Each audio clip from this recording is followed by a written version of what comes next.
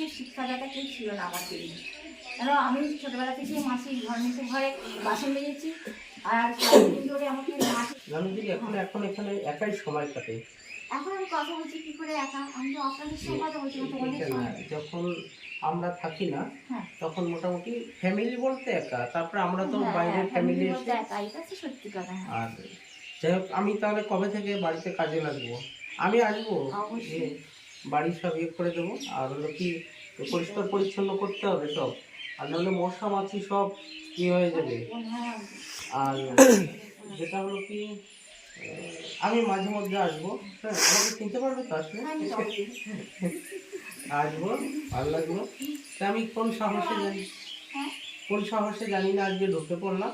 তা আজকে তো আমি ফ্যামিলিতে কিভাবে কি আছে আমি তো জানি না, আমি আজকে মোটামুটি জানলাম। আমি পরের দিন চেষ্টা করব, আর এইভাবে যদি ইউটিউব করি আমি আমি চেষ্টা করবো এরকম ভালো দিকগুলো তুলে ধরার। রানুদিকে নিয়ে তো সবাই খারাপ দিকগুলো তুলে ধরে ভাইরাল হয়েছে, আমি চেষ্টা করবো ভালো দিকগুলো তুলে ধরে।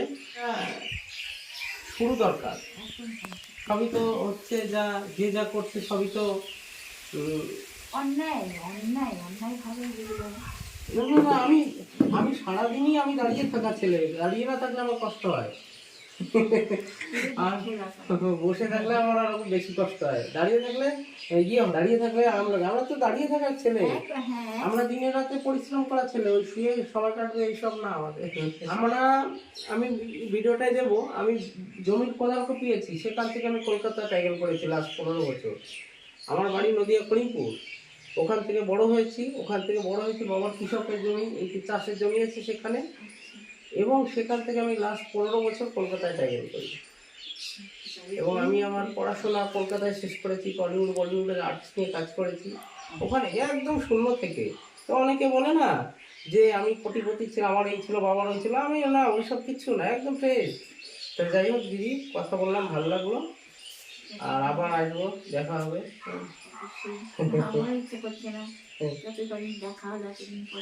না না ঠিক আছে, এই যে এইটুকুই তো ছিল, এই যে কথাবার্তা বললাম এইটুকুই, ঠিক আছে। তাহলে ভালো থেকো, আরো অনেক দিন মানুষের মাঝে যেতে দেখতে।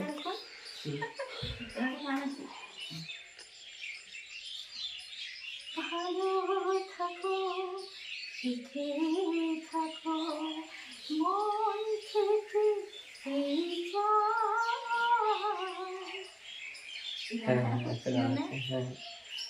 গানের কি কোনো বই টই এগুলো আছে? সবচেয়ে প্রিয় শিল্পী কে? লতাজি, আশাজি, শ্রেয়া ঘোষাল? শ্রেয়া ঘোষাল তো বর্তমানে শুনতে পাঠাচ্ছি যে তোমার এই সমস্ত মানুষ যারা নাকি গিয়েছিল আর কি, এসব হচ্ছে এইসব গায়কগুলো হচ্ছে মানে আনমোল, এদের গান শুনলে ভোলা যায় না। সবচেয়ে আমার যেরকম একজন পছন্দের শিল্পী আছে, ভালো প্রত্যেকে, কিশোর কুমার, রাফি সাহেব, একদম খুবই ভালো।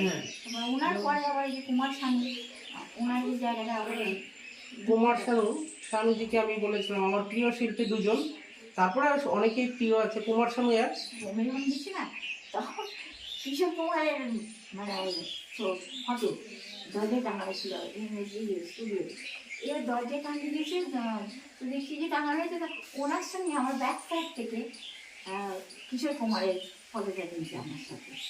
কিন্তু উনি আর আমার বয়সের অনেক পার্থক্য, তো আমাদের এখানে এরকম, কিন্তু মানে কিশোর কুমার যে অমর, উনি যে অমর সেটা মানে গানের মাধ্যমে বুঝিয়েছে। যারা নাকি অন্য গায়ক তারা বুঝিয়েছে যে কিশোর কুমার অমর শিল্পী। তারপরে কি কুমার শানু, মানে যে তাই না, দেখবেন ওর যখন নাকি কুমার শানুর গান শুনেছি তখন থেকে আমার মানে আমার মোস্টলি আমার কথা আমি বলছি, কিশোর কুমারের যে একটা মানে কমি, মানে সে হঠাৎ অমর শিল্পী হয়ে গেছে, মানে তিনি পৃথিবীতে ছিল না বলে এটা দুঃখ, সেই দুঃখটা কিন্তু কমিটা পুরো করেছে ওই ওর প্রত্যেকটা গানই ভালো লাগে, সে ধর্মীয় গান বলুন আর কমার্শিয়াল বলুন, যে গানটাই বলুন। যাই হোক, আজকে অনেক কথা হলো, আবার ছেলে পেলেও চলে আসছে, কাজ করবে। তুই সব ইউটিউব নাকি? ইউটিউবার নাকি? ও আচ্ছা আচ্ছা। আচ্ছা দিদি আমার হচ্ছে তো একটা ফটো আছে তো না, এই ঋষি কাপুর বলে ঋষি কাপুর, কিন্তু আমার চেহারা তো পুরো ইয়ে মাঝে সাথে দেখাচ্ছে, কিন্তু টোটালি পার্থক্য নেই। আমার এবার পার্থক্য দেখা হলে বলবে যে গগনের মতন পার্থ তোমাকে দেখতে। হ্যাঁ গগন জানি। গগন মানে আকাশ, আর থেকে আকাশ, আকাশ মানে গগন। ওইটাও পড়ি, আকাশ মন্ডল বলে কখনো এটা থাকে। গগনে গগনে বড় শেষে একটা ইয়ে আছে না কবিতা রবীন্দ্রনাথের? আর এই যে এখন শোনান তাহলে ভালো হবে মানে পড়ি। কোনো বই হলে পড়তে পারো? হ্যাঁ তাহলে কি বই আনবো? লেখাটা, ও আচ্ছা, গানের না হ্যাঁ, কবিতা কবিতার? ছড়া? হ্যাঁ কবিতা আনা মানে কবিতা বই, কেন কি হচ্ছে কবিতায় আনা যাবে। আমি তাহলে পরের দিন কবিতার বই আনবো। সেগুলো কোনো ব্যাপার মানে যখন নাকি কি টাইপের কবিতা একটু? যেগুলো আর কি শুনলে সত্যিই মন ভালো লাগে, যেমন? মন ভালো লাগে মানে বোঝার মতো। যখন প্রত্যেকের মধ্যে যে একটা মানে একটা দিক থাকে তো তাদের, তাদের কোয়ালিটি বলুন বা তাদের সেই যোগ্যতা, সেসবের মধ্যে দিয়ে অনেক মানুষ আছে, তার মধ্যে আমি নিজে মানে চুজ করি যে সত্যি কোনটা মানে বোঝা। মানে আমার জীবনে আমি পিকচার দেখে আর রেডিও থেকে গান শুনে আর টেপ রেকর্ডার থেকে আর হচ্ছে পিকচার থেকে শিখেছি। আমার থেকে শিক্ষাদাতা কেউ ছিল না আমার জীবনে।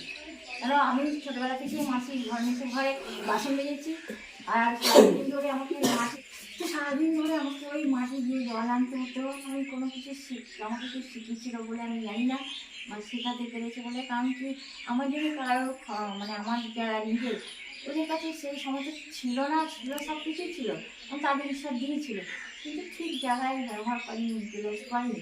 সেই যে গ্যাপ রয়ে গেছে সেটা আমার মধ্যে সবসময় আছে, আর হয়তো আগেও সেটাই থাকবে। কিন্তু এই জন্য আমি আমার সেই পরিবার, আমি তাকে দোষী দিচ্ছি না, দিতে আমি তাকে কখনোই দুঃখ দিতে যাই না।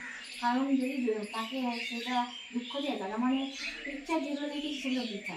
কারণ দেখবেন প্রত্যেকটা পিকচারেই দেখায় মুসলিম যে সমস্ত যারা নাকি যেসব মানে খুবই গুণবান ডাইরেক্টর বা রাইটার বা গায়ক, তাদের বলা হয় পিকচার তাদের এন্ডে দেখায় কিন্তু ওই সমস্ত যারা জঘন্য তাদের ছাড়াই করতে।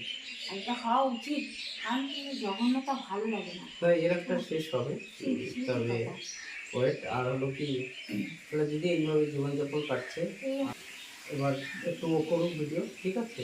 আমি আছি এখানে, তারপরে 2-10 মিনিট পরে বেরোচ্ছি। তো আজকে এই পর্যন্তই। আমার দিদির সঙ্গে অনেক কথা বললাম। বন্ধুরা দেখো, কখন আমরা একসঙ্গে খাওয়া দাওয়া করেছি, অথচ আসতেই পারছি না।